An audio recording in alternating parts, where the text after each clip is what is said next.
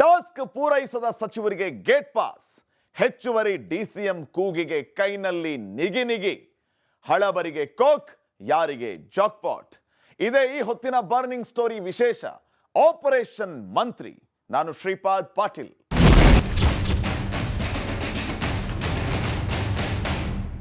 ಲೋಕಸಭೆ ಚುನಾವಣೆ ಮುಗಿತಾ ಇದ್ದಂತೆ ಕಾಂಗ್ರೆಸ್ನಲ್ಲಿ ಸಚಿವಗಿರಿಗಾಗಿ ದಂಗಲ್ ಶುರುವಾಗಿದೆ. ಕೆಲಸ ಮಾಡದ ಸಚಿವರಿಗೆ ಗೇಟ್ ಪಾಸ್ ಕೊಟ್ಟು ಹೊಸಬರಿಗೆ ಅವಕಾಶ ಕೊಡಬೇಕು ಅನ್ನೋ ಕೂಗು ಕಾಂಗ್ರೆಸ್ನಲ್ಲಿ ಕೇಳಿ ಬರುತ್ತಿದೆ. ಅದು ಅಲ್ಲದೆ ಸಿದ್ದು ಸರ್ಕಾರದ ಸಂಪುಟಕ್ಕೆ ಆದಷ್ಟು ಬೇಗ ಸರ್ಜರಿ ನಡೆಸಲೇಬೇಕು ಅಂತ ಶಾಸಕರು ಕೂಗು ಎಬ್ಬಿಸಿದ್ದಾರೆ. ಹಾಗಿದ್ರೆ ಕಾಂಗ್ರೆಸ್ನಲ್ಲಿ ಆಪರೇಷನ್ ಮಂತ್ರಿ ಹೇಗೆ ನಡೀತಾ ಇದೆ? ಯಾರೆಲ್ಲ ಮಂತ್ರಿಗಿರಿಗಾಗಿ ಕೂಗು ಎಬ್ಬಿಸ್ತಾ ಇದ್ದಾರೆ ತೋರಿಸ್ತೀವಿ ನೋಡಿ.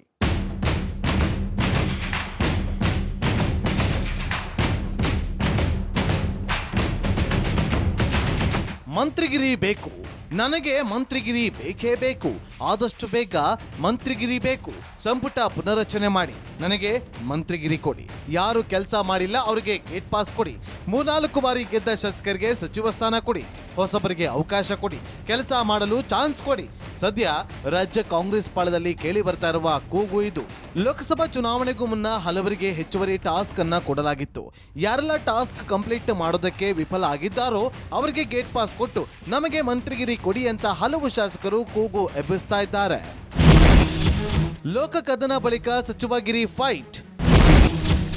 ಮಂತ್ರಿ ಪಟ್ಟಕ್ಕಾಗಿ ಕಾಂಗ್ರೆಸ್ನಲ್ಲಿ ಕೂಗು. ದೇಶದಲ್ಲಿ ಲೋಕಸಭಾ ಚುನಾವಣೆ ಕಂಪ್ಲೀಟ್ ಆಗಿದೆ. ಕೇಂದ್ರದಲ್ಲಿ ನರೇಂದ್ರ ಮೋದಿ ಸರ್ಕಾರ ಅಧಿಕಾರಕ್ಕೆ ಬಂದಿದೆ. ಇತ್ತ ರಾಜ್ಯ ಕಾಂಗ್ರೆಸ್ನಲ್ಲಿ ಹೊಸದೊಂದು ಕೂಗು ಶುರುವಾಗಿದೆ. ನಮಗೆ ಮಂತ್ರಿಗಿರಿ ಬೇಕು ಅಂತ ಹಲವು ಶಾಸಕರು ಬಹಿರಂಗವಾಗಿ ಕೇಳ್ತಾ ಇದ್ದಾರೆ. ಒಂದಿಷ್ಟು ಮಂದಿ ಜಾತಿ ಆಧಾರಿತವಾಗಿ ಮಂತ್ರಿಗಿರಿ ಕೊಡಿ ಅಂತ ಕೇಳ್ತಿದ್ದಾರೆ. ಮತ್ತೊಂದಷ್ಟು ಶಾಸಕರು ಕೆಲಸ ಮಾಡೋರ್ನ ತೆಗೆದು ಹಾಕಿ ನಮಗೆ ಸಚಿವ ಸ್ಥಾನ ಕೊಡಿ ಅಂತ ಕೇಳ್ತಿದ್ದಾರೆ. ಹಾಗೆ ಮತ್ತೊಂದಿಷ್ಟು ಶಾಸಕರು ಹಿರಿಯ ಶಾಸಕತ್ವದ ಕೋಟಾದ ಅಡಿ ಮಂತ್ರಿಗಿರಿ ಕೊಡಿ ಅಂತ ಬೇಡ್ತಾ ಇದ್ದಾರೆ. ಸದ್ಯ ಸಿದ್ದರಾಮಯ್ಯಗೆ ಈ ಸಚಿವ ಸಂಪುಟ ವಿಸ್ತರಣೆಯೇ ದೊಡ್ಡ ಸವಾಲಾಗಿದೆ. ಕಾಂಗ್ರೆಸ್ನಲ್ಲಿ ಲೋಕಸಭಾ ಚುನಾವಣೆ ಮುಗಿದಾಗ ಸಚಿವ ಸಂಪುಟ ಪುನರ್ರಚನೆ ಮಾಡುವ ನಿರೀಕ್ಷೆ ಇತ್ತು. ಅದರಂತೆ ಈಗ ಸಿದ್ದರಾಮಯ್ಯ ಸರ್ಕಾರಕ್ಕೆ ಸಂಪುಟದ ಪುನರ್ರಚನೆಯ ಸಂಕಷ್ಟ ಎದುರಾಗಿದೆ. ಸದ್ಯ ಸಿದ್ದು ಅಂಡ್ ಟೀಮ್ ಕಾದಿರುವ ಹೆಂಚಿನ ಮೇಲೆ ಕುಳಿತುಕೊಂಡಿರುವ ಪರಿಸ್ಥಿತಿ ಎದುರಿಸ್ತಾ ಇದೆ. ಇತ್ತ ಶಾಸಕರ ಬೇಡಿಕೆಯನ್ನ ಪೂರೈಸಿದ್ರೂ ಕಷ್ಟ, ಪೂರೈಸದೇ ಇದ್ರೂ ಕಷ್ಟ ಅನ್ನುವ ಸ್ಥಿತಿ ನಿರ್ಮಾಣವಾಗಿದೆ. ಬಹಳಷ್ಟು ಶಾಸಕರು ಈಗಿರುವ ಸಚಿವರನ್ನ ಬದಲಾಯಿಸಿ ಅನ್ನೋ ಬೇಡಿಕೆ ಇಡ್ತಾ ಇದ್ದಾರೆ. ವಿವಿಧ ಕೋಟಾದ ಅಡಿ ಮೊದಲ ಬಾರಿ ಗೆದ್ದಿರುವ ಶಾಸಕರು ಕೂಡ ಸಚಿವ ಸ್ಥಾನ ಕೊಡಿ ಅಂತ ಬೇಡಿಕೊಳ್ತಿದ್ದಾರೆ. ರಾಜ್ಯ ಸರ್ಕಾರದ ಕೆಲಸ ಸಚಿವರಿಗೆ ಕುರ್ಚಿ ಕಂಟಕ. ಕೆಲಸ ಮಾಡದ ಸಚಿವರಿಗೆ ಗೇಟ್ ಪಾಸ್ ಫಿಕ್ಸಾ? ರಾಜ್ಯ ಕಾಂಗ್ರೆಸ್ನಲ್ಲಿಯೇ ಒಂದು ಕೂಗು ಎದ್ದಿದೆ. ಅದೇನು ಅಂದ್ರೆ, ಸಚಿವರಾಗಿ ಯಾರು ನಿರೀಕ್ಷಿತ ಮಟ್ಟದಲ್ಲಿ ಸಾಧನೆ ಮಾಡಿಲ್ವೋ, ಕೆಲಸ ಮಾಡಿಲ್ವೋ ಅಂತವರನ್ನ ತೆಗೆದು ಹೊಸಬರಿಗೆ ಸಚಿವ ಸ್ಥಾನ ಕೊಡಬೇಕು ಅನ್ನೋ ಕೂಗು ಎದ್ದಿದೆ. ಅದು ಅಲ್ಲದೆ ಕಳೆದ ಲೋಕಸಭಾ ಚುನಾವಣೆಯಲ್ಲಿ ಕಾಂಗ್ರೆಸ್ನಿಂದ ಹಲವು ಸಚಿವರಿಗೆ ಕೆಲವು ಟಾಸ್ಕ್ ಕೊಡಲಾಗಿತ್ತು. ಆದರೆ ಸಚಿವರು ಟಾಸ್ಕ್ ಕಂಪ್ಲೀಟ್ ಮಾಡೋದ್ರಲ್ಲಿ ವಿಫಲರಾಗಿದ್ದಾರೆ. ಹೀಗಾಗಿ ಅಂತಹ ಸಚಿವರನ್ನ ತೆಗೆದು ನಮ್ಮಂತ ಹಿರಿಯರಿಗೆ ಚಾನ್ಸ್ ಕೊಡಿ ಅಂತ ಕೆಲ ಶಾಸಕರು ಸಿದ್ದು ಬಳಿ ದುಂಬಾಲು ಬಿದ್ದಿದ್ದಾರೆ. ಲೋಕಸಭೆ ಎಲೆಕ್ಷನ್ ಆದಮೇಲೆ ರೀಸಫಲ್ ಆದಾಗ ಕೆಲವರು 2 ವರ್ಷ ಆದಮೇಲೆ ಕೆಲವರಿಗೆ ಅವಕಾಶ ಸಿಗುತ್ತೆ ಅಂತ ಪಕ್ಷದಲ್ಲಿ ನಮ್ಮ ಹಿರಿಯ ಸದಸ್ಯರಿಗೆ ನಮಗೂ ಒಂದು ಅನಿಸಿಕೆ ಇದೆ. ನಮ್ಮಲ್ಲಿ ಆಶಾಭಾವನೆ ಇದೆ ನಮ್ಮಲ್ಲಿ. ಇದುವರೆಗೂ ನಮ್ಮ ಹೈಕಮಾಂಡ್ ಎಲ್ಲೂ ನಿಮಗೆ ಕೊಡ್ತೀವಿ ಅಂತ ನಮಗೇನು ಮಾತು ಕೊಟ್ಟಿಲ್ಲ. ನಮ್ಮದೇನು ಡಿಮ್ಯಾಂಡ್ 2 ವರ್ಷ ಇರ್ತಾರೆ. ಒಂಥರ ಯಾರಿಗೆ ಆ ಒಂದು ಅನ್ಎಕ್ಸ್ಪೀರಿಯೆಂಟ್ ಇರ್ತಾರೆ, ಒಂಥರ ಸ್ವಲ್ಪ ಮಿನಿಸ್ಟ್ರಿ ಪದವಿಯಲ್ಲಿ ಕೆಲಸ ಮಾಡದೇ ಇರೋರು ಅಂತಾರೆ, ಅಂಥವ್ರನ್ನ ತೆಗೆದು ಹೊಸಬ್ರಿಗೆ ಕೊಡೋದು ಒಳ್ಳೆಯದು ಅಂತ ನಮ್ಮ ಭಾವನೆ. ಹಾಗೆ ಮಾಡಿದಾಗ ನಮ್ಮ ಸರ್ಕಾರಕ್ಕೆ ಒಳ್ಳೆಯ ಹೆಸರು ಬರುತ್ತೆ. ಖಂಡಿತವಾಗ್ಲೂ ಆ ರೀಸೆಪಲ್ಲಿ ನನಗೂ ಅವಕಾಶ ಸಿಗ್ಬೋದು ಅಂತ ಭಾವನೆಯಲ್ಲಿ ನಾನು ಇದ್ದೀನಪ್ಪ. ಸರ್, ಈಗ ಮುಂದೆ ಜಿಲ್ಲಾ ತಾಲೂಕು ಪಂಚಾಯತಿ ಚುನಾವಣೆ ಬರ್ತಾ ಇರುವಂಥದ್ದು. ಸೊ ಜಿಲ್ಲಾ ಪಂಚಾಯತ್ ಚುನಾವಣೆಗಿಂತ ಮುಂಚೆ ಈಗ ಹೊಸಬರಿಗೆ ಅವಕಾಶ ಕೊಟ್ಟರೆ ಒಂದಷ್ಟು ಪಾರ್ಟಿಗೆ ಅನುಕೂಲ. ಯಾಕಂದರೆ ಈಗಿರೋಂಥ ಸಚಿವ ಸಂಪುಟದಲ್ಲಿ ಲೋಕಸಭಾ ಚುನಾವಣೆ ಎದುರಿಸಿದ್ದೀವಿ. ಈಗ ಆ ಥರದ್ದು ಏನಾದರೂ ಅನ್ಸುತ್ತೆ ಅನುಕೂಲ ಆಗುತ್ತೆ ಅಂತ? ಈಗ ಅದು ನಮ್ಮ ಪಕ್ಷ ತೀರ್ಮಾನ ಮಾಡಬೇಕು. ನನ್ನ ಮನಸ್ಸಿಗೆ ಒಳ್ಳೆಯದು ನನಗನ್ಸುತ್ತೆ. ಯಾಕಂದರೆ ಈಗ ರೀಸೆಫಲ್ ಮಾಡಿಬಿಟ್ಟು ಈಗ ಒಳ್ಳೆಯವ್ರಿಗೆ ಅವಕಾಶ ಕೊಟ್ಟಾಗ ಅವ್ರು ಇನ್ನೊಂದು ಒಳ್ಳೆ ಒಂದು ಹುಮ್ಮಸ್ಸಿಂದ ಕೆಲಸ ಮಾಡೋಕ್ಕೆ ಅವಕಾಶ ಇರುತ್ತೆ. ನಮ್ಮ ZP TP ಈಗ ಲೋಕಸಭೆಯದು ಒಂದು ಗಾಳಿ ಅದು ಬಂತು, ಆಯಿತು. ಈಗ ಬರೋ ZPTPS ಅಂತೂ 100% ನಮ್ಮ ಕಾಂಗ್ರೆಸ್ ಸರ್ಕಾರನೇ ಬರೋದು, ಅದರಲ್ಲಿ ಎರಡನೇ ಮಾತಿಲ್ಲ. ಸದ್ಯಕ್ಕೇನು ಲೋಕಸಭಾ ಚುನಾವಣೆ ಮುಗ್ದಿದೆ.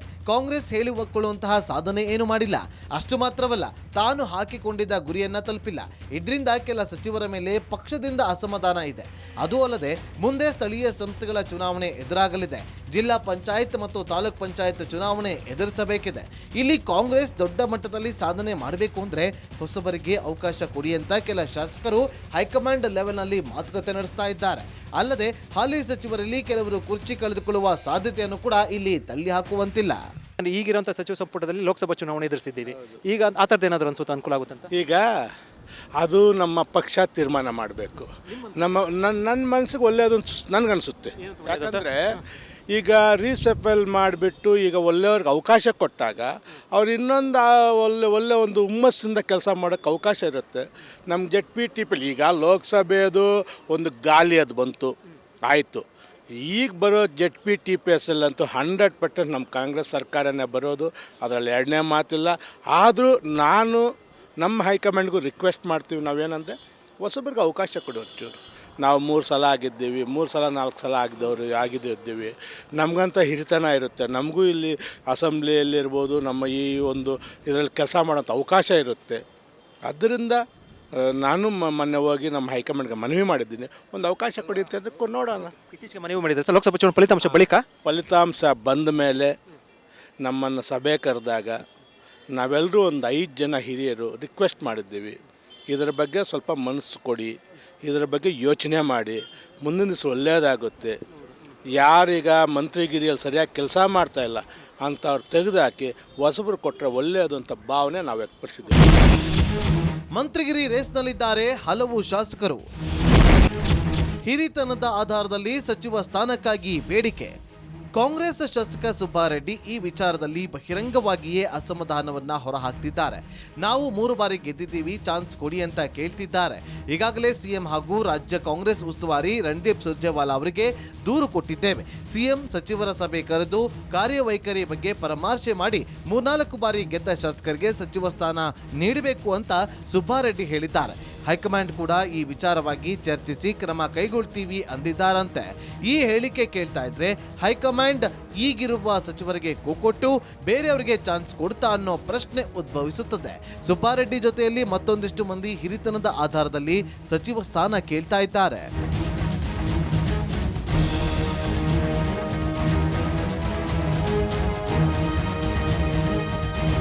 ಹಿರಿತನದ ಆಧಾರದ ಮೇಲೆ ಸುಬ್ಬಾರೆಡ್ಡಿ ಸೇರಿದಂತೆ ಹಲವು ಶಾಸಕರು ಬೇಡಿಕೆ ಇಟ್ಟಿದ್ದಾರೆ. ಅದರಲ್ಲೂ ಮುಖ್ಯಮಂತ್ರಿಯ ಆರ್ಥಿಕ ಸಲಹೆಗಾರರಾದ ಬಸವರಾಜ ರಾಯರೆಡ್ಡಿ ಈ ಹಿಂದಿನಿಂದಲೂ ಕೂಡ ಸಚಿವ ಸ್ಥಾನದ ಆಕಾಂಕ್ಷಿಯಾಗಿದ್ರು. ಆದರೆ ರಾಯರೆಡ್ಡಿಗೆ ಆರ್ಥಿಕ ಸಲಹೆಗಾರ ಸ್ಥಾನ ನೀಡಿ ಸುಮ್ಮನಿರಿಸಲಾಗಿತ್ತು. ಈಗಲೂ ಕೂಡ ಹಿರಿತನದ ಆಧಾರದ ಮೇಲೆ ಸಚಿವ ಸ್ಥಾನದ ಮೇಲೆ ರಾಯರೆಡ್ಡಿ ಕಣ್ಣಿಟ್ಟಿದ್ದಾರೆ. ಆದರೆ ಬಹಿರಂಗವಾಗಿ ಎಲ್ಲಿಯೂ ಸಚಿವ ಸ್ಥಾನ ಬೇಕು ಅಂತ ಕೇಳಿಕೊಂಡಿಲ್ಲ.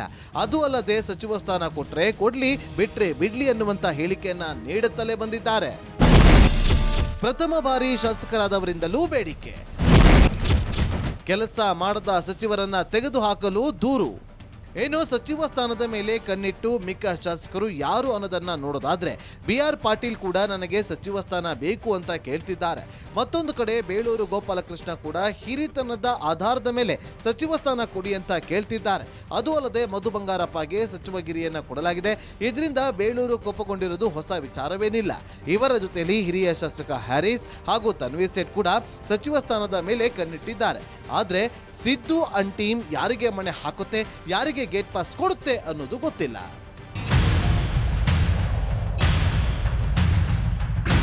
ಸಚಿವ ಸಂಪುಟ ವಿಸ್ತರಣೆ ಮಾಡಿ ಪ್ರದೀಪ್ ಈಶ್ವರ್ಗೆ ಮಂತ್ರಿ ಮಾಡಬೇಕೆಂಬ ಕೂಗು ಕೇಳಿ ಬಂದಿದೆ.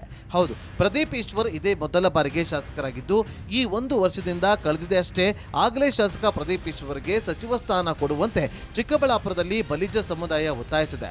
ಪ್ರದೀಪ್ ಈಶ್ವರ್ ಚಿಕ್ಕಬಳ್ಳಾಪುರದ ಶಾಸಕರಾಗಿ 1 ವರ್ಷವಾಗಿದೆ.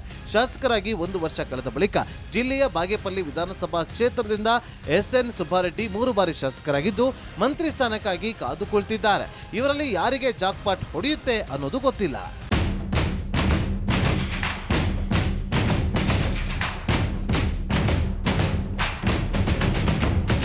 ಚಿಂತಾಮಣಿ ವಿಧಾನಸಭಾ ಕ್ಷೇತ್ರದಲ್ಲಿ 3 ಬಾರಿ ಶಾಸಕರಾಗಿದ್ದ ಡಾಕ್ಟರ್ ಎಂಸಿ ಸುಧಾಕರ್ ಹಾಲಿ ಸಚಿವರಾಗಿದ್ದು ಜಿಲ್ಲಾ ಉಸ್ತುವಾರಿ ಸಚಿವರಾಗಿದ್ದಾರೆ. ಇನ್ನು ಗೌರಿಬಿದನೂರಿನಲ್ಲಿ ಪಕ್ಷೇತರ ಶಾಸಕರಾಗಿರುವ ಕೆಎಚ್ ಪುಟ್ಟಸ್ವಾಮಿ ಗೌಡ ಕಾಂಗ್ರೆಸ್ ಪಕ್ಷಕ್ಕೆ ಬೆಂಬಲವನ್ನ ಕೊಟ್ಟಿದ್ದಾರೆ. ಆದರೂ ಶಾಸಕ ಪ್ರದೀಪ್ ಈಶ್ವರ್ಗೆ ಮಂತ್ರಿ ಸ್ಥಾನ ಕೊಡುವಂತೆ ಶಾಸಕ ಪ್ರದೀಪ್ ಈಶ್ವರ್ ಬೆಂಬಲಿಗರು, ಬಲಿಜ ಸಮುದಾಯದ ಮುಖಂಡರು, ಅಹಿಂದ ಸಂಘಟನೆಗಳ ಕೆಲವು ಮುಖಂಡರು ಕಾಂಗ್ರೆಸ್ ಹೈಕಮಾಂಡ್ಗೆ ಒತ್ತಾಯವನ್ನ ಮಾಡ್ತಾ ಇದ್ದಾರೆ. ಮೊದಲ ಬಾರಿಯೇ ಶಾಸಕರು ಆದವರು ಮಂತ್ರಿ ಸ್ಥಾನಕ್ಕಾಗಿ ಬೇಡಿಕೆ ಇಟ್ಟರೆ 3-4 ಬಾರಿ ಶಾಸಕ ಆದವರು ಯಾವ ಪರಿ ಬೇಡಿಕೆ ಹೊಂದಿದ್ದಾರೆ ಅನ್ನೋದು ಇಲ್ಲಿ ಗೊತ್ತಾಗುತ್ತೆ. ಆದ್ರೆ ಮಂತ್ರಿಗಿರಿಯ ಲಕ್ ಯಾರಿಗೆ ಅನ್ನೋದು ಸದ್ಯಕ್ಕೆ ಮಾತ್ರ ಸಸ್ಪೆನ್ಸ್.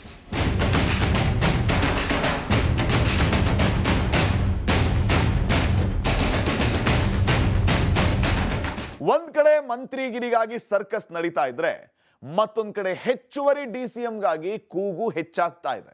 ಈ ಬಗ್ಗೆ ನಡೀತಾ ಇರೋ ದಂಗಲ್ ಹೇಗಿದೆ? ಹೊಸಬರು ಮಂತ್ರಿಗಿರಿ ಪಡೆಯುವ ಉತ್ಸಾಹದಲ್ಲಿದ್ದಾರೆ. ಆದರೆ ಕೆಲವು ಹಳಬರು ಮಂತ್ರಿ ಪಟ್ಟ ಕಳೆದುಕೊಳ್ಳುವ ಎಲ್ಲಾ ಸಾಧ್ಯತೆ ಇದೆ. ಲೋಕಸಭೆ ಚುನಾವಣೆಯಲ್ಲಿ ಯಾರೆಲ್ಲ ಕೊಟ್ಟ ಟಾಸ್ಕ್ ಕಂಪ್ಲೀಟ್ ಮಾಡಿಲ್ವೋ ಅವರ ಮಂತ್ರಿಗಿರಿಗೆ ಚ್ಯುತಿ ಬರೋದಂತೂ ಪಕ್ಕ. ಹಾಗಿದ್ರೆ ಯಾವ ಮಂತ್ರಿಯ ಮೇಲೆ ತೂಗುಗತ್ತಿ ನೇತಾಡ್ತಾ ಇದೆ? ಯಾರಿಗೆಲ್ಲ ಸಚಿವ ಸ್ಥಾನದಿಂದ ಗೇಟ್ ಪಾಸ್ ಕೊಡಲಾಗುತ್ತೆ?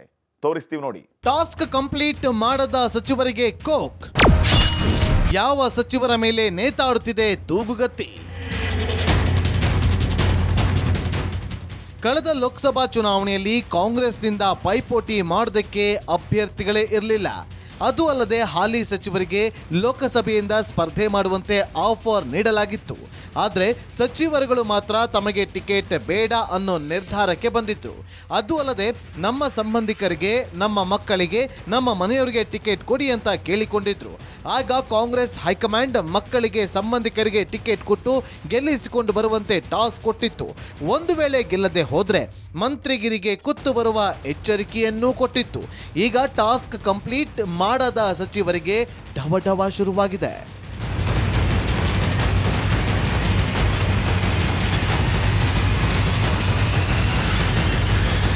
ಮುಖ್ಯವಾಗಿ ಬೆಳಗಾವಿಯಲ್ಲಿ ಲಕ್ಷ್ಮಿ ಹೆಬ್ಬಾಳ್ಕರ್ ತಮ್ಮ ಮಗನನ್ನ ಗೆಲ್ಲಿಸಿಕೊಳ್ಳೋದಕ್ಕೆ ವಿಫಲ ಆಗಿದ್ರು. ಹೀಗಾಗಿ ಲಕ್ಷ್ಮಿ ಹೆಬ್ಬಾಳ್ಕರ್ ಮೇಲೆಯೂ ತೂಗುಗತ್ತಿ ನೇತಾಡುತ್ತಿದೆ. ಇವರ ಜೊತೆಯಲ್ಲಿ ಹಲವು ಸಚಿವರು ಸ್ಥಾನ ಕಳೆದುಕೊಳ್ಳುವ ಭೀತಿಯಲ್ಲಿದ್ದಾರೆ. ಇನ್ನು ಶಿವಾನಂದ ಪಾಟೀಲ್ ತಮ್ಮ ಮಗಳನ್ನ ಗೆಲ್ಲಿಸಿಕೊಳ್ಳುವುದರಲ್ಲಿ ಎಡವಿದ್ದಾರೆ. ಹಾಗೆ ಚಲುವರಾಯಸ್ವಾಮಿ ತಮ್ಮ ಆಪ್ತನಾದ ಸ್ಟಾರ್ ಚಂದ್ರರನ್ನ ಗೆಲ್ಲಿಸಿಕೊಳ್ಳುವಲ್ಲೂ ಕೂಡ ವಿಫಲರಾಗಿದ್ದಾರೆ. ಕೆಎನ್ ರಾಜಣ್ಣ ಕೂಡ ಬಿಜೆಪಿಯಿಂದ ಮುದ್ದ ಹನುಮೇಗೌಡರನ್ನ ಕರೆದು ತಂದು ಕಾಂಗ್ರೆಸ್ನಿಂದ ಟಿಕೆಟ್ ಕೊಡಿಸಿದ್ರು. ತುಮಕೂರಿನಲ್ಲಿ ಕಾಂಗ್ರೆಸ್ ಮಖಾಡೆ ಮಲಗಿದೆ. ಹೀಗಾಗಿ ಸಾಲು ಸಾಲು ಸಚಿವರು ಸ್ಥಾನ ಕಳೆದುಕೊಳ್ಳುವ ಸಾಧ್ಯತೆಯನ್ನ ಇಲ್ಲಿ ತಳ್ಳಿ ಹಾಕುವಂತಿಲ್ಲ.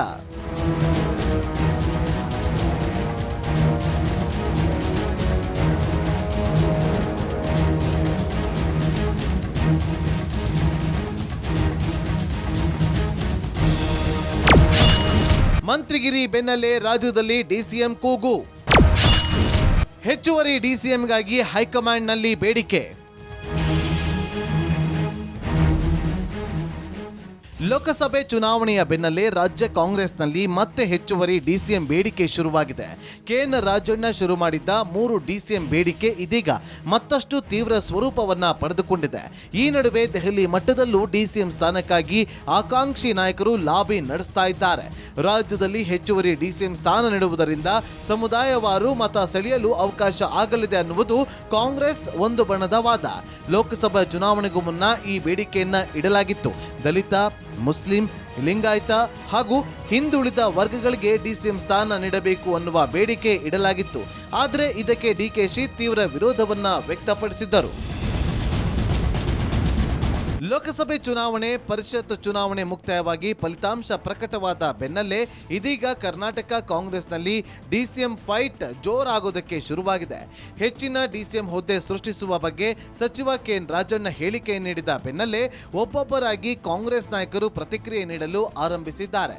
ಜೊತೆಗೆ ಕಾಂಗ್ರೆಸ್ ನಾಯಕರು ಶೀಘ್ರದಲ್ಲೇ ದೆಹಲಿಗೆ ತೆರಳಿ ಹೈಕಮಾಂಡ್ ಜೊತೆ ಮಾತುಕತೆ ನಡೆಸುವ ಸಾಧ್ಯತೆ ಇದೆ. ಚುನಾವಣೆಯ ಹಿನ್ನೆಲೆಯಲ್ಲಿ ಸೈಲೆಂಟ್ ಆಗಿದ್ದ ಆಕಾಂಕ್ಷಿಗಳು ಇದೀಗ ಮತ್ತೊಮ್ಮೆ ತಮ್ಮ ಬೇಡಿಕೆಯನ್ನ ಇಡಲು ಶುರು ಮಾಡಿದ್ದಾರೆ. ಈ ಹಿಂದೆ ಈ ಬೇಡಿಕೆಗೆ ಡಿಕೆಶಿ ಬಣ ತೀವ್ರ ವಿರೋಧವನ್ನ ವ್ಯಕ್ತಪಡಿಸಿತ್ತು. ಡಿಕೆಶಿ ಆಪ್ತ ಶಾಸಕರು ಇದಕ್ಕೆ ಅಸಮಾಧಾನವನ್ನ ವ್ಯಕ್ತಪಡಿಸಿದ್ದರು. ಆದರೆ ಲೋಕಸಭಾ ಚುನಾವಣೆಯ ಫಲಿತಾಂಶದ ಬೆನ್ನಲ್ಲೇ ಸೈಲೆಂಟ್ ಆಗಿದ್ದವರು ಎಚ್ಚೆತ್ತುಕೊಂಡು ದೆಹಲಿ ಮಟ್ಟದಲ್ಲಿಯೇ ಲಾಬಿ ಶುರು ಮಾಡಿದ್ದಾರೆ. ಡಿಮ್ಯಾಂಡ್ ಇದೆಯಲ್ಲ, ಇಲ್ಲ ಅಂತ ಅನುಮಾನ ಬಂದಿದೆಯಾ? ಹೈಕಮಾಂಡ್ ಮುಂದೆನೂ ಈಗ ನಿಮ್ಮ ಮುಂದೆ ಹೇಳಿದ್ರೆ, ನೀವು ಪತ್ರಿಕೆಯಲ್ಲಿ ಬರೆದ್ರೆ ಅವರು ಹೈಕಮಾಂಡ್ ಓದಂಗೆ. ಅದು ಸಚಿವರುಗಳು ಕೂಡ ಅದೇ ಅಭಿಪ್ರಾಯವನ್ನು ಕೂಡ ಹೇಳಿದ್ದಾರೆ. ಕೇಂದ್ರದ ಮುಖಂಡ ಗಮನಕ್ಕೂ ಕೂಡ ಈ ಅಂಶ ಗೊತ್ತಿದೆ. ಅಂತಿಮವಾಗಿ ಹೈಕಮಾಂಡ್ನಲ್ಲಿ ನಿರ್ಣಯ ಆಗ್ತಕ್ಕಂಥದ್ದು. ಕಾಂಗ್ರೆಸ್ ಪಕ್ಷ ಇದು ಒಂದು ರಾಷ್ಟ್ರೀಯ ಪಕ್ಷ ಇದೆ. ಇಲ್ಲಿ ನಾವು ಸ್ಥಳೀಯವಾಗಿ ಏನೇ ತೀರ್ಮಾನ, ಏನೇ ಅಭಿಪ್ರಾಯಗಳು ಬಂದರೂ ಕೂಡ ಅಂತಿಮವಾಗಿ ಅವರ ಮನವೊಲಿಸಿ ಅವರಿಂದ ನಾವು ಪರಿಹಾರವನ್ನು ಕಂಡುಕೊಳ್ತಕ್ಕಂಥದ್ದು ಪಕ್ಷದ ನೀತಿ. ಆ ರೀತಿ ನಾವು ಪ್ರಯತ್ನ ಮಾಡ್ತಾ ಇದ್ದೇವೆ. ನಾವು ಹೇಳಿದ್ದೇವೆ, ನೀವು ಯಾವೆಲ್ಲ ಸಮುದಾಯಗಳು ಇದ್ದಾವೆ, ಅಸಹಾಯಕ ಧ್ವನಿ ಇಲ್ಲದೆ ಇರ್ತಕ್ಕಂಥ ಸಮುದಾಯಗಳಿಗೆ ಒಂದು ರಾಜಕೀಯ ಅಧಿಕಾರವನ್ನು ಕೊಟ್ಟಾಗ ಅವರ ಆ ಸಮುದಾಯದ ಜನರ ಪ್ರೀತಿ ಪಕ್ಷದ ಮೇಲೆ ಬರುತ್ತೆ ಅಂತಕ್ಕಂಥ ದೃಷ್ಟಿಯಿಂದ ನಾವು ಸಲಹೆ ಮಾಡಿರ್ತಕ್ಕಂಥ. ಅದರಲ್ಲೇ ನನ್ನ ಡಿಸಿಎಂ ಮಾಡಿ ಅಂತ ನಾನು ಕೇಳಿಲ್ಲ, ನನಗೆ ಬೇಕು ಇಲ್ಲ ಅಂತ ಹೇಳಿದ್ದೀನಿ. ಆದ್ದರಿಂದ ನಾನು ಪಕ್ಷದ ಹಿತದೃಷ್ಟಿಯಿಂದ ಹೇಳಿರ್ತಕ್ಕಂಥ ಸಲಹೆ, ಈ ಸಲಹೆಯನ್ನು ಕೇಂದ್ರದ ಎಲ್ಲ ಮುಖಂಡರು ಗಮನದಲ್ಲೂ ಕೂಡ ಇದೆ. ಅಂತಿಮವಾಗಿ ಅವ್ರ ನಿರ್ಣಯವನ್ನು ಆದಷ್ಟು ಜಾಗ್ರತೆ ತೆಗೆದುಕೋಬೇಕು ಅಂತೇಳಿ ಮನವಿಯನ್ನು ಕೂಡ ಮಾಡಿದ್ದೇವೆ. ಅವ್ರ ನಿರ್ಣಯ ಏನು ಬರುತ್ತೆ ನೋಡೋಣ. ಸ್ಥಳೀಯ ಚುನಾವಣೆ ದೃಷ್ಟಿಯಲ್ಲಿ ಡಿಸಿಎಂ ಸ್ಥಾನ, ಸಮುದಾಯವಾರು ಡಿಸಿಎಂ ಮಾಡಲು ಹೋರಾಟ. ಈಗಾಗಲೇ ಸಚಿವ ಸತೀಶ್ ಜಾರಕಿಹೊಳಿ ದೆಹಲಿಗೆ ತೆರಳಿದ್ದಾರೆ. ಇತರ ನಾಯಕರು ಹೈಕಮಾಂಡ್ ಭೇಟಿಯಾಗುವ ಸಾಧ್ಯತೆ ಇದೆ. ಡಿಸಿಎಂ ಹುದ್ದೆ ವಿಚಾರವಾಗಿ ಲೋಕಸಭೆ ಚುನಾವಣೆ ಬಳಿಕ ಚರ್ಚೆ ಮಾಡೋಣ ಅಂದ ವರಿಷ್ಠರು ಕಾಂಗ್ರೆಸ್ ನಾಯಕರಿಗೆ ತಿಳಿಸಿದ್ರು ಕೂಡ. ಈ ಹಿನ್ನೆಲೆಯಲ್ಲಿ ವರಿಷ್ಠರ ಭೇಟಿಗೆ ಸತೀಶ್ ಹಾಗೂ ಬಣ ಯತ್ನಿಸ್ತಾ ಇದೆ. ಸಹಕಾರಿ ಸಚಿವ ರಾಜಣ್ಣ ಇದೀಗ ಹೆಚ್ಚುವರಿ ಡಿಸಿಎಂ ಸ್ಥಾನದ ಬೇಡಿಕೆ ಇಟ್ಟಿದ್ದಾರೆ. ಸ್ಥಳೀಯ ಸಂಸ್ಥೆಗಳ ಚುನಾವಣೆ ನಡೆಯಲಿದೆ. ಈ ಹಿನ್ನೆಲೆಯಲ್ಲಿ ಮೂವರಿಗೆ ಡಿಸಿಎಂ ಸ್ಥಾನ ನೀಡಿದ್ರೆ ಅದು ಅನುಕೂಲವಾಗಲಿದೆ ಅನ್ನುವುದು ರಾಜಣ್ಣ ಅವರ ವಾದ. ಇದೇ ವಾದವನ್ನ ಕಾಂಗ್ರೆಸ್ನ ಇತರೆ ನಾಯಕರು ಮುಂದೆ ಇಡ್ತಿದ್ದಾರೆ. ಡಿ.ಕೆ. ಶಿವಕುಮಾರ್ ಬ್ರೇಕ್ ಹಾಕಕ್ಕಾಗಲ್ಲ ಸರ್, ಅಂದ್ರೆ ಆ ರೀತಿ ಆಗುತ್ತಲ್ಲ ನಿಮಗೆ 7-5 ತೊಂದರೆ ಏನಿಲ್ಲ. ಅದೇನು ಅದರಲ್ಲಿ ಏನೈತೆ, ಡಿ.ಕೆ. ಶಿವಕುಮಾರ್ ಅವ್ರಿಗೆ ರಾಜೀನಾಮೆ ಕೊಟ್ಬಿಡಿ ಸಾಕು, ಡಿ.ಸಿ.ಎಂ ಆಗಿರೋದು, ನೀವು ಆರಾಮಾಗಿ ಮಂತ್ರಿ ಆಗಿರಿ, ಏನು ತೊಂದರೆ ಇಲ್ಲ ಅಂತ ಹೇಳ್ತೀವಿ.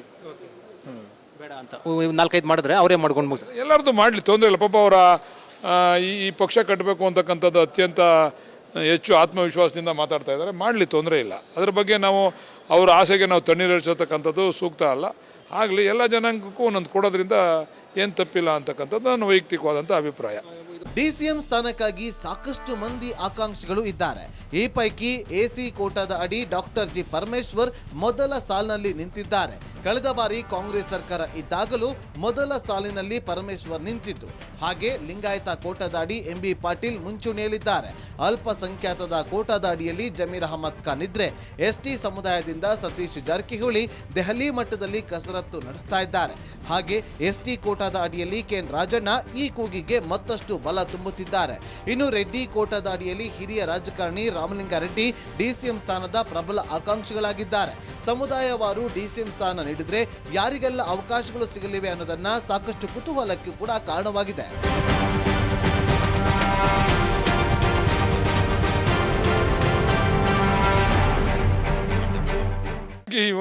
ಐವತ್ತು ಜನ ಈ ಮುಖ್ಯಮಂತ್ರಿ 10 ಜನ ಮಾಡೋಕ್ಕಾಗತ್ತಾ?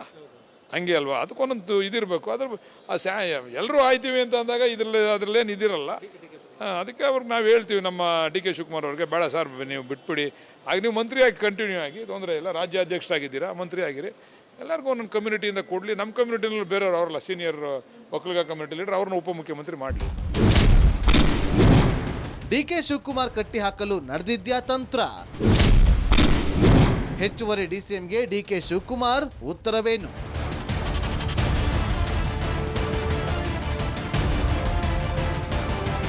ಸಮುದಾಯವಾರು ಹೆಚ್ಚುವರಿ ಡಿಸಿಎಂ ಹುದ್ದೆ ಸೃಷ್ಟಿಸಬೇಕೆಂಬ ಬೇಡಿಕೆ ದೊಡ್ಡ ಮಟ್ಟದಲ್ಲಿ ಕೇಳಿ ಬರ್ತಾ ಇದೆ. ಖುದ್ದು ಆಕಾಂಕ್ಷಿಗಳು ಆಗಿರುವ ಕೆಲವು ಹಿರಿಯ ಸಚಿವರ ನಡುವಿನ ಹಗ್ಗಜಗ್ಗಾಟಕ್ಕೆ ವೇದಿಕೆ ಕೂಡ ಸಿದ್ಧವಾಗಿದೆ. ಕಳೆದ 5-6 ತಿಂಗಳ ಹಿಂದೆಯೇ ಹೊಸ ಡಿಸಿಎಂ ನೇಮಕ ವಿಚಾರ ಚರ್ಚೆಗೆ ಬಂದಿತ್ತು. ಆದರೆ ಚುನಾವಣೆಯ ಕಾಲಕ್ಕೆ ಇದೆಲ್ಲ ಅಪ್ರಸ್ತುತ ಅಂತ ಎಐಸಿಸಿ ಅಧ್ಯಕ್ಷ ಮಲ್ಲಿಕಾರ್ಜುನ್ ಖರ್ಗೆ ಹೇಳಿದ್ರು. ಅದು ಅಲ್ಲದೆ ಲೋಕಸಭಾ ಚುನಾವಣೆ ಮುಗಿಯುವವರೆಗೆ ತುಟಿ ಬಿಚ್ಚದಂತೆ ಖುದ್ದು ಫರ್ಮಾನು ಹೊರಡಿಸಿದ್ರು. ಇದರಿಂದ ತಾತ್ಕಾಲಿಕವಾಗಿ ತಣ್ಣಗಾಗಿದ್ದ ಬೇಡಿಕೆ ಮತ್ತೆ ಜೋರಾಗಿದೆ. ಅಂದು ಯಾರೆಲ್ಲ ಹೆಚ್ಚುವರಿ ಡಿಸಿಎಂ ವಿಚಾರಕ್ಕೆ ಕೂಗನ್ನ ಎಬ್ಬಿಸಿದ್ರು ಅವರೇ ಇವತ್ತು ಹೆಚ್ಚುವರಿ ಡಿಸಿಎಂಗಾಗಿ ಕೂಗನ್ನ ಎಬ್ಬಿಸುತ್ತಿದ್ದಾರೆ. ಆದರೆ ಡಿ.ಕೆ. ಶಿವಕುಮಾರ್ ಮಾತ್ರ ಹೆಚ್ಚುವರಿ ಡಿಸಿಎಂ ವಿಚಾರದಲ್ಲಿ ಜಾಣ ಹೆಜ್ಜೆ ಇಡ್ತಿದ್ದಾರೆ. ಪಾಪ ಖುಷಿ ಪಡೋರು ನಾ ಬೇಡ ಅಂತ ಹೇಳಕ್ಕಾಗ್ತದ?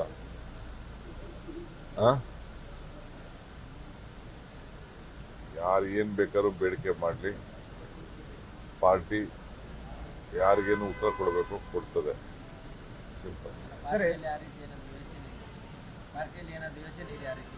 ನೀವು ಮಲ್ಲಿಕಾರ್ಜುನ್ ಖರ್ಗೆ ಸಾಹೇಬ್ರನ್ನ ನಮ್ಮ ಇನ್ಚಾರ್ಜ್ ಜನರಲ್ ಸೆಕ್ರೆಟರಿ ಇದ್ರೆ ಭೇಟಿ ಮಾಡಿ, ಇಲ್ಲ ಚೀಫ್ ಮಿನಿಸ್ಟರ್ ಕೇಳಿ. ಪಕ್ಷದ ಮತ ಬ್ಯಾಂಕ್ ಗಟ್ಟಿ ಮಾಡಿಕೊಳ್ಳಲು ಸಮುದಾಯವಾರು ಡಿಸಿಎಂ ಹುದ್ದೆ ಬೇಡಿಕೆ ಪ್ರಸ್ತಾವನೆ ಆಗ್ತಾ ಇದೆ. ದಲಿತರು, ಎಸ್ಸಿ, ಎಸ್ಟಿ, ಅಲ್ಪಸಂಖ್ಯಾತ, ಲಿಂಗಾಯತರಿಗೆ ತಲಾ ಒಂದೊಂದು ಡಿಸಿಎಂ ಹುದ್ದೆ ಸೃಷ್ಟಿ ಮಾಡಬೇಕು ಅಂತ ಕೇಳಿಕೊಂಡು ಬರಲಾಗಿತ್ತು. ಕೆಲವು ಹಿರಿಯ ಸಚಿವರು ಹಾಗೂ ದಲಿತ ಸಚಿವರ ಡಿನ್ನರ್ ಮೀಟಿಂಗ್ಗಳು ಆಗಿಂದಾಗ್ಗೆ ನಡೆಯುತ್ತಿದ್ದು ಈ ಹಕ್ಕೊತ್ತಾಯಕ್ಕೆ ಬಲ ತುಂಬುತ್ತಲೇ ಇತ್ತು. ಚುನಾವಣೆ ಮುಗಿದು ನಿರೀಕ್ಷಿತ ಸ್ಥಾನ ಸಿಗದೆ ಪಕ್ಷಕ್ಕೆ ಹಿನ್ನಡೆಯಾಗಿದೆ.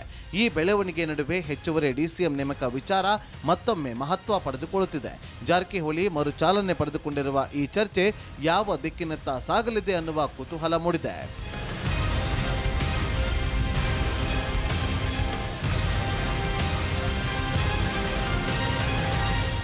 ಕಾಂಗ್ರೆಸ್ ಪಕ್ಷದಲ್ಲಿ ಇದೀಗ 3 ಡಿಸಿಎಂ ಹುದ್ದೆ ಸೃಷ್ಟಿಯ ವಿಚಾರವಾಗಿ ಭಾರಿ ಚರ್ಚೆ ನಡೆಯುತ್ತಿದೆ. ಮುಖ್ಯಮಂತ್ರಿ ಸಿದ್ದರಾಮಯ್ಯ ಸಂಪುಟದ ಸಚಿವರಾದ ಸತೀಶ್ ಜಾರಕಿಹೊಳಿ ಈ ಬಗ್ಗೆ ಮೊದಲು ಪ್ರಸ್ತಾಪ ಮಾಡಿದ್ದರು. ಅದಕ್ಕೆ ಧ್ವನಿಗೂಡಿಸಿದ್ದ ವಕ್ಫ್ ಸಚಿವ ಜಮೀರ್ ಅಹಮದ್ ಖಾನ್ ಅದರಲ್ಲೇನು ತಪ್ಪು ಅಂತ ಪ್ರಶ್ನೆ ಮಾಡಿದ್ರು. ಮಾತ್ರವಲ್ಲದೆ ತಾನು ಕೂಡ ಡಿಸಿಎಂ ಹುದ್ದೆಯ ಆಕಾಂಕ್ಷಿ ಅಂತ ತಿಳಿಸಿದ್ರು. ಇದಾದ ಬಳಿಕ ಸಹಕಾರ ಸಚಿವ ಕೆಎನ್ ರಾಜಣ್ಣ ಜಾತಿಗಳಿಗೆ ಅಧಿಕಾರ ನೀಡುವ ಸಲುವಾಗಿ ಡಿಸಿಎಂ ಹುದ್ದೆ ಸೃಷ್ಟಿಸಿರಿ ಸರಿ ಅಂತ ಅದೇ ಹೇಳಿದ್ರು. ಆದ್ರೆ ಕಾಂಗ್ರೆಸ್ ಹೈಕಮಾಂಡ್ ಏನ್ ಮಾಡುತ್ತೆ ಅನ್ನೋದು ಸದ್ಯಕ್ಕಿರುವ ಪ್ರಶ್ನೆ.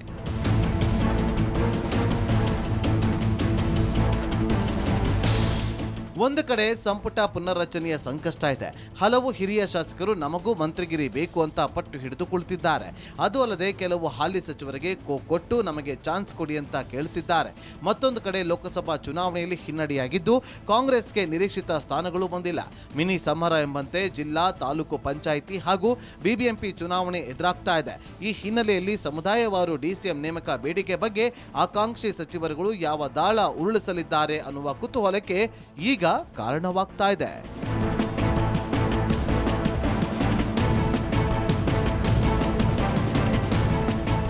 ಸದ್ಯ ಕಾಂಗ್ರೆಸ್ನಲ್ಲಿ ಸಂಪುಟ ದಂಗಲ್ ಶುರುವಾಗಿದೆ. ಬಹುತೇಕ ಶಾಸಕರು ಮಂತ್ರಿ ಸ್ಥಾನದ ಮೇಲೆ ಕಣ್ಣಿಟ್ಟಿದ್ದಾರೆ.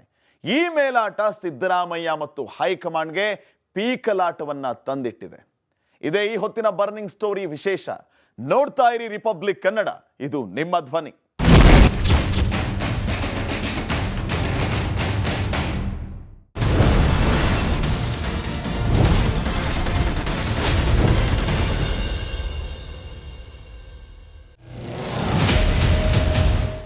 ಮತ್ತಷ್ಟು ದುಬಾರಿಯಾಗಿದೆ ದುನಿಯಾ. ನಂದಿನಿ ಹಾಲಿನ ಬೆಲೆ ಹೆಚ್ಚಿಸಿದೆ ಕೆಎಂಎಫ್. ತರಕಾರಿ ತಿನ್ನಂಗಿಲ್ಲ, ಹಾಲು ಕೂಡ ಕುಡಿಯೋಂಗಿಲ್ಲ, ಪೆಟ್ರೋಲ್ ಡೀಸೆಲ್ ಅನ್ನ ಹಾಕಿಸುವಂತೆ ಇಲ್ಲ. 50 ml ಹಾಲನ್ನು ನಾವು ಅಡಿಷನಲ್ ಆಗಿ ಕೊಡ್ತೀವಿ. ದುಬಾರಿ ದುನಿಯಾದಿಂದ ರಾಜ್ಯದ ಜನ ರಾಜ್ಯ ಸರ್ಕಾರಕ್ಕೆ ಹಿಡಿ ಶಾಪವನ್ನ ಹಾಕ್ತಾ ಇದ್ದಾರೆ. ಮುಖಟ್ ರೊಕ್ಕ ಕೊಡೋದು ಬೇಡ, ಖರೆ ರೇಟ್ ಕಡಿಮೆ ಮಾಡ್ಲಿ. ಕಾಂಗ್ರೆಸ್ ಗ್ಯಾರಂಟಿಯನ್ನ ಅನೌನ್ಸ್ ಮಾಡಿ ಅದಕ್ಕೆ ದುಡ್ಡು ಹೊಂದಿಸೋದಕ್ಕೆ ಈ ರೀತಿ ಏರಿಸಿರು ಬಿಡ್ತಾ ಇದೆ. ಕಾರಣ ಕಂಡ ಬೆಲೆಗಳ ಏರಿಕೆ. ಹಾಲಾಯ್ತು, ಹಾಲಾಯ್ತು, ಬಿತ್ತನೆ ಬೀಜ ಆಯ್ತು, ಕರೆಂಟ್ ಆಯ್ತು, ಇನ್ನೇನಿದೆ ಏರ್ಸೋದಕ್ಕೆ? ಸತ್ಯ.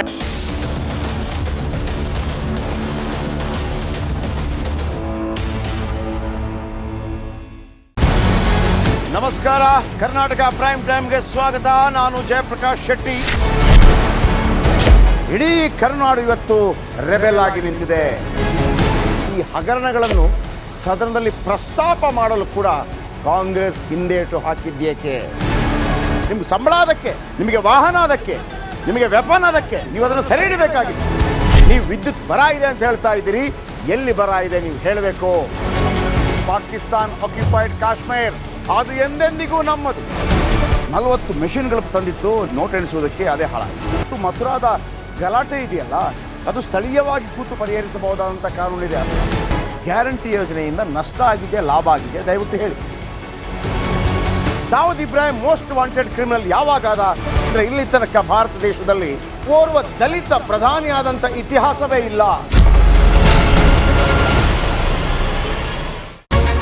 ರಿಪಬ್ಲಿಕ್ ವರ್ಲ್ಡ್ ಆಪ್ ಇದು ಕೇವಲ ಅಪ್ಲಿಕೇಶನ್ ಅಲ್ಲ, ಸಮಗ್ರ ಸುದ್ದಿಗಳ ಸಂಪರ್ಕ ಮಾರ್ಗಕ್ಕೆ ಕ್ರಾಂತಿಕಾರಿ ಬದಲಾವಣೆ. ರಿಪಬ್ಲಿಕ್ ವರ್ಲ್ಡ್ ಆಪ್ ಕೇವಲ ಸುದ್ದಿ ಅಪ್ಲಿಕೇಶನ್ ಅನ್ನ ಪರಿಚಯ ಮಾಡ್ತಾ ಇಲ್ಲ, ಬದಲಾಗಿ ಡಿಜಿಟಲ್ ಸುದ್ದಿ ಬಳಕೆಯ ಹೊಸ ಯುಗಕ್ಕೆ ನಾಂದಿ ಹಾಡ್ತಾ ಇದೆ. ಇದೊಂದು ಬ್ರೇಕಿಂಗ್ ನ್ಯೂಸ್, ನ್ಯೂಸ್, ಗಟ್ಟಿಯಾದ ವೇದಿಕೆ. ರಿಪಬ್ಲಿಕ್ ವರ್ಡ್ ಅಪ್ಲಿಕೇಶನ್ ಈಗ ಲೈವ್ ಆಗಿದೆ. ಗೂಗಲ್ ಪ್ಲೇ ಸ್ಟೋರ್ ಮತ್ತು ಆಪಲ್ ಆಪ್ ಸ್ಟೋರ್ ಎರಡರಲ್ಲೂ ಲಭ್ಯವಿದೆ. ಈಗಲೇ ಡೌನ್ಲೋಡ್ ಮಾಡಿ.